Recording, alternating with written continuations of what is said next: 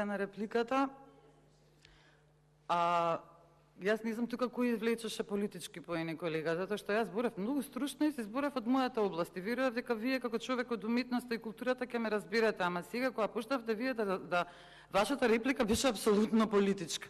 Спомнавте бензински пумпи, спомнувате автобуски превози, значи ништо од тоа во мојот одговор немаше. Мојот одговор беше многу стручен, конкретен со конкретни прашања.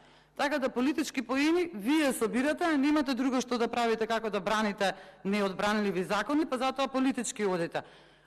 Во однос на старата Скопска чаршија, ако ме слушавте внимателно, почитуван колега, вие треба да знаете. Старата Скопска чаршија е заштитена како културно наследство од особено значење, има посебен закон и не е под надлежност на град Скопје, туку е под надлежност на Министерството за култура.